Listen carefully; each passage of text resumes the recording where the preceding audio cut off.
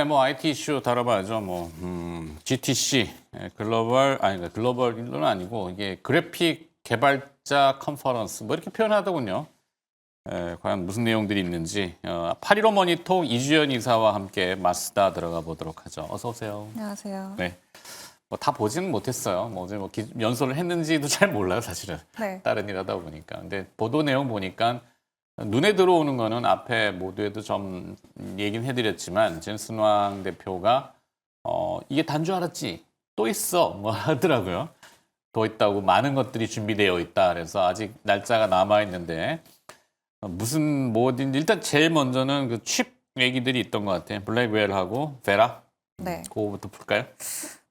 네. 일단은 블랙웰 관련해서도 좀 타임라인 이야기를 해줬고 다음 시리즈들에 대해서도 좀 예고를 많이 해줬습니다. 특히 네. 좀 기대감을 많이 가지고 있었던 게 루빈 칩에 대한 이야기였었는데 내년도 하반기에 루빈 공개하겠다라고 얘기를 했고 더 훨씬 더 많은 용량, 메모리 용량을 좀 확대한 그런 칩도 이제 2028년도엔 좀 공개를 하겠다라고 얘기를 했는데 일단 지금 시장에서는 뭐 그렇게 크게 뭐 새로울 건 없었다. 너무 기대감을 많이 높여놨다 보니까 그 눈높이를 좀 충족하지는 못했던 것 같습니다. 다만 여전히 방향성은 좀 전체적으로 확인을 해주는 그런 긍정적인 어떤 좀 회의가 아니었나라고 좀 생각이 들고요. 일단 이번에 좀 공개를 한 걸로 좀 생각을 해보면은 이번에 블랙웰 울트라가 이제 올해 좀 공개가 될 예정인데 네. 이 블랙웰 울트라 같은 경우에는 이제 그 호퍼 시리즈죠. 호퍼 그 H100 시리즈 대비해가지고 큰 폭으로 당연히 효율이 개선이 됐습니다. 근데 다만 결론적으로만 말씀을 드리면은 이번 블랙웰 이 울트라 같은 경우에는 기존의 블랙웰 시리즈 대비해서는 개선이 된 거는 맞지만 시장에 충격을 줄 정도의 어떤 엄청난 변화는 없었다라는 측면에 좀 시장에서는 주목을 했던 것 같고요. 다만 그럴 수밖에 없는 게 완전히 새로운 칩이 아니고 거기서 조금 더 성능을 업그레이드한 거기 때문에 네. 어느 정도 좀 예상이 가능한 부분이지 않았나라고 좀 생각을 하고 있습니다. 그래서 어쨌든 이번에 블랙웰 같은 경우에는 H100 대비해서 뭐 추론 쪽에서 봤을 때는 최대 30배 정도 좀 추론 능력이 향상이 됐다 이렇게 보시면 좋을 것 같고요. 에너지 효율 같은 경우에도 H100 대비해서는 거의 25배 정도 많이 줄였다 이렇게 보시면 될 것 같습니다. 산술적으로는요? 네, 산술적으로는 그렇고요. 그리고 또 이제 다음에 더 기대가 되는 거는 결국엔 또 루빈 칩이라고 보시면 될 것 같은데 네. 루빈 같은 경우에는 그 호퍼 시리즈 대비해가지고 그 엔비디아 CEO, 그러니까 젠슨왕 CEO가 이야기를 한 걸로 보면은 900배 정도 성능을 높일 거다 이렇게 좀 얘기를 했습니다. 근데 이거는 뭐 아직까지는 추정치이기 때문에 확실한 내용은 아니고 뭐 보도는 계속 900배라고 얘기가 되고 있긴 하지만 그거는 또 공개가 되고 혹은 그 전에 좀 어느 정도 구체화되는 거를 지켜봐야 되지 않을까라고 좀 생각을 하고 있습니다. 네, 정황이 자꾸 나오는데 캡틴 아메리카 같기도 하고 약간 예전에 도르코 면도날 들고 있는 것 같기도 하고 그러면 좀 웃기들 뭐 저런 퍼포먼스를 상당히 좋아하는 것 같아요, 그죠? 또 그런 뭐 의상도 요즘 뭐 주목을 많이 받고 있던데. 또 그런 거를 많이 좀 시장에서 환호하기도 하고 이제 가죽 쇼맨십. 잠바를 입고 나오면은 주가가 오른다 이런 좀 시장에 아, 투자자들의 의견들이 있어서 아마 그랬던 네. 것 같은데 이번에는 통하지 않았던 것 같습니다. 그러네요. 네. 방패가 좀 허접해 보이긴 하다. 네. 근데 사실 그 실망을 해서 주가가 떨어진 건지 아니면 네. 주가가 떨어지니까 결국 실망이다 이렇게 한 건지는 모호해요. 오늘 만약에 주가가 다시 반등을 하면 거봐 엔비디아는 그래도 또 뭔가를 내놓을 거야 이렇게 기대할 수 있는 거잖아요. 그렇죠. 단정 짓기는 조금 애매했는데 뭐 네. 기술적인 부분에서 그래요. 하여튼 여기는 뭐 계속 앞으로 가는데 그 제품들이 기존의 H100, B100 어제 그 블랙웰 울트라는 뭐 GB300 이 수치를 자꾸 붙여놔가지고 외우기도 힘든데 뭡니까 이건? 네, 일단은 좀 쉽게 얘기하면은 호퍼 시리즈가 기존 시리즈 지금 현재 활용하고 있는 HBM3가 들어가고 있는 시리즈라고 보시면 될 것 같고 네. 새로운 시리즈가 이제 블랙웰 시리즈인 건데 블랙웰이 이제 B100 이 기존의 HBM3 이 8단 들어가고 있는 192기가짜리 바이트 그 메모리 들어가고 있는 거라고 보시면 됩니다. 네, 근데 일단은 B100이 사실 그 호퍼 시리즈에서 가장 좀 크게 변화를 한 성능을 좀 크게 향상시킨 그런 시리즈였었다고 보시면 좋을 것 같고요.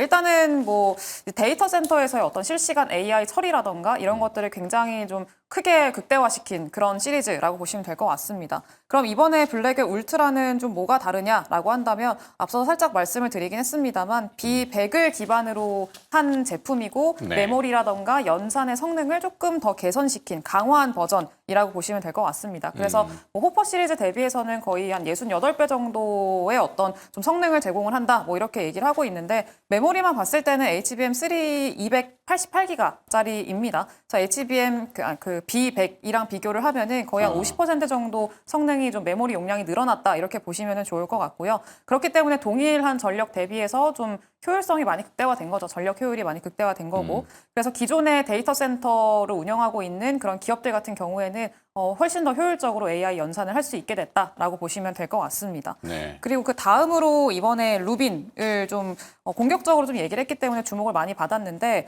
이거는 R100 시리즈가 될 겁니다. 이제 B100, B300 그리고 그거에 이어서 R100 이렇게 될 거라고 좀 보시면 될 것 같은데 이거는 호퍼랑 비교를 한다라고 하면 기준을 호퍼로 놓고 본다라고 하면은 H100 대비해서 뭐 방금도 말씀드렸던 최대 900배 성능이라고 하는데 네. 이거는 추측성 이제 수치이기 때문에 조금 더 지켜봐야 될 것 같고요. 어쨌든 이거는 이제 메모리가 HBM4가 들어갑니다. 그래서 이제 기존까지도 HBM3 이 12단까지 좀 지속적으로 SK 하이닉스라던가 뭐 삼성전자라던가 필두로 계속 얘기가 나오긴 했었는데 이제 내년에 공개가 될 루빈 시리즈 같은 경우에는 HBM4가 들어가기 때문에 아예 새로운 좀 판도가 열린다라고 좀 보시면 좋을 것 같고요. 네. 그리고 이 루빈 시리즈 같은 경우에는 기존에 이번 그 CES 2025에서도 연설을 했었잖아요. 그때 뭐 로봇이라던가 뭐 자율주행이라던가 네, 이런 얘기들을 많이 언급을 했었는데 그거를 가능하게 하기 위한 뭐 피지컬 AI 그리고 물리적 AI 이런 것들을 말을 했었죠. 근데 이거에 좀 특화돼 있는 칩이라고 보시면 좋을 것 같습니다. 그래서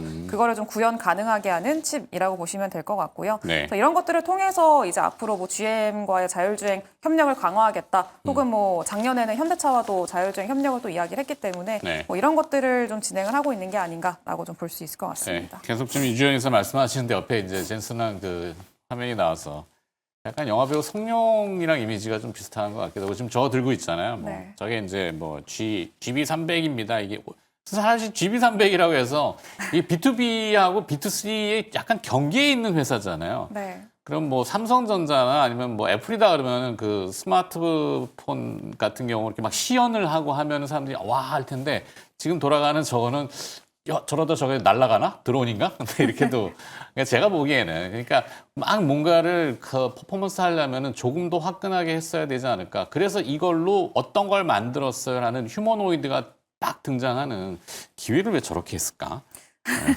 참 의아스럽네. 자, AI 가속기 데이터 센터에 이게 시장 규모가 1조 달러 정도 됩니까? 1조 달러라는 전망이 나왔다고 해서 질문지가 이렇게 나와서 저도 한번 찾아봤는데 네네네. 조금 낙관적인 시나리오라고 좀 보시면은 될 것 같습니다.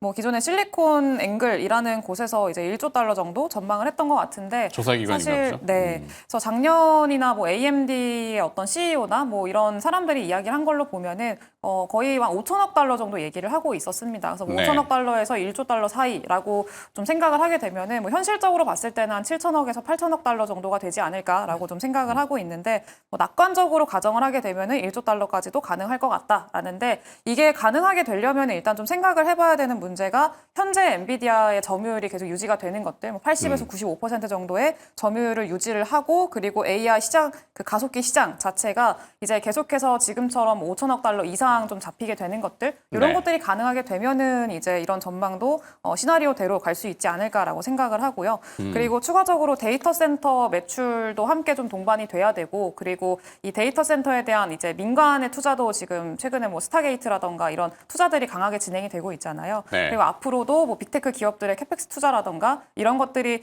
지금의 어떤 전망대로 계속 좀 이어지게 된다라고 하면은 이제 가능할지도 모르겠습니다. 근데 다만 지금 뭐 이따가도 잠깐 뭐 질문지에도 있었지만 네. 딥시크라던가 그리고 뭐 대규모 투자에 대한 좀 다시 투자 전략을 다시 짜고 있는 것들 이런 것들을 좀 감안을 하면은 좀 현실적으로 생각을 했을 때는 1조 달러까지보다는 한 7천억에서 8천억 달러까지 생각을 하는 게 조금 더 이제 현실적이지 않을까라고 좀 생각을 하고 근데 있습니다. 이 전망이 실현되기 위해서는 필요한 핵심 기술, 인프라 뭐 이런 것들이 필요할 텐데 저는 아까 자꾸 눈에 이 각인되는 게 이 공조죠 냉각 팬. 네. 프로펠러처럼 막 돌아가는 제가 드론이라고 이렇게 우스갯소리 했지만 결국에는 집적도에 따라서 IT 엔비디아도 가장 고민하는 거는 발열, 열이 나는 문제하고 그다음에 간섭, EMI 쉴드 뭐 이런 전자파 간섭 이런 것들을 해결하는 게 아마 더 차세대의 센세이션을 불러올 수 있을 것 같은데 네. 하여튼 그 데이터 센터 AI 가속기 규모 뭐 1조 달러라고 하지만 여기 필요한 핵심 기술하고 인프라는 뭐라고 봅니까?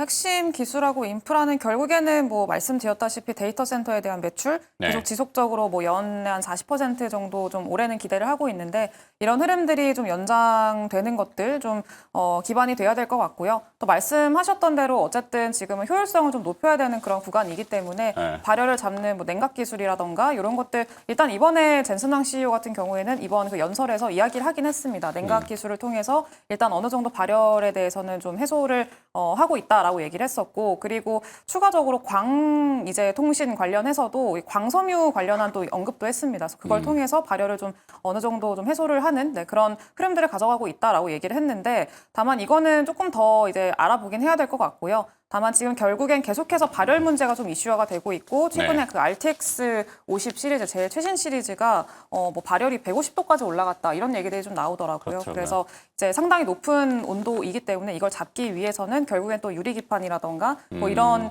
어떤 대체 획기적으로 대체 소재들에 대한 수요가 높아질 어떤 방향성이지 않을까라고 좀 생각을 하고 있습니다. 네. 그래서 뭐 테슬라 같은 경우도 기가 그 뭐죠? 하여튼 그 사막에 막 땅 밑에 묻어버리잖아요. 네. 그러니까 위에는 뜨겁지만 밑에는 이렇게 냉하니까 우리나라의 그 김치 냉장고 기술 같은 거 이런 거 우리가 잘 파갖고 잘 묻어주는데 뭐 듣는가 모르겠네.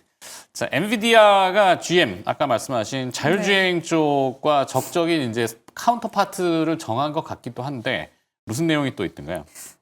일단은 아마 다들 아시는 내용일 텐데 GM이랑은 자율주행 관련해서 협력을 하기로 일단 발표를 했고 그리고 이제 스마트 팩토리 관련해서도 좀 협력을 하기로 좀 얘기를 했습니다. 그래서 이거는 사실 뭐 GM만 이제 또 얘기가 나온 건 아니고 작년 뭐 방금도 말씀드렸다시피 작년부터 이제 현대차랑도 이제 협력 관계를 이미 발표를 했고요. 그러면서 이 자율주행 관련해서 협력, GM과는 이번에 또 자율주행 관련 뭐 협력을 좀 발표를 했다라는 내용들 연이어서 나오고 있다라고 보시면 될 것 같습니다. 또 결국에는 엔비디아도 이렇게 여러 기업들과 자율주행 관련한 협력들을 하고 이러면서 좀 점유율을 계속 좀 지켜나가고 앞으로도 늘려나갈 수 있을 만한 그런 어떤 목표를 가지고 있기 때문에 이런 협력들을 좀 진행을 하고 있다라고 보시면은 좋을 것 같고요.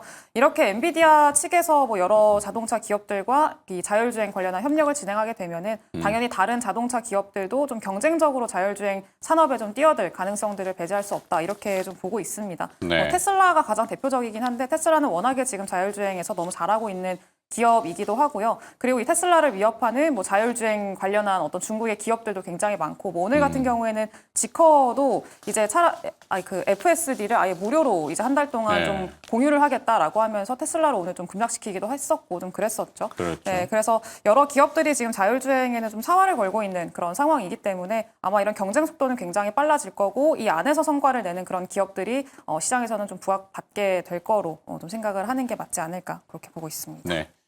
결국에는 뒤에 질문 세 개를 묶어서 중요한 건 우리한테의 영향이잖아요. 항상 네. 그렇지만 결론은 오늘 SK 하이닉스, 뭐 삼성전자, 특히 최근에 며칠 상간 삼성전자에 대한 수급, 그다음에 시세, 뭐 대중의 관심도, 뭐 삼성전자 소액주주 500만 명이라고 하시는데, 네.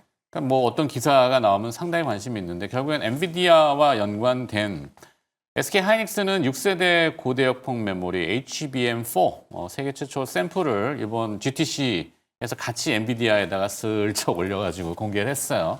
네. 자, 우리 SK 하이닉스와 삼성전자 SK 하이닉스 요건 좀 어떻게 보시는지 뒤에 질문지가 없어서 준비할 시간이 혹시 모자랐을 수도 있는데 생각나시는 대로 즉흥적으로. 네, 일단은 삼성전자랑 SK하이닉스 둘 다 저는 지금 좀 긍정적으로 보고 있고 오늘 사실 뭐 당장 엔비디아가 빠졌고 뭐 시장에서 실망을 했다라고 하더라도 결국에는 방향성 자체는 확인을 했다라고 좀 보고 있습니다. 근데 네. 둘 중에서 하나를 지금 상황에서 선택을 한다라고 하면은 삼성전자에 대한 좀 매력도가 조금 더 높지 않나라고 좀 보고 있고요.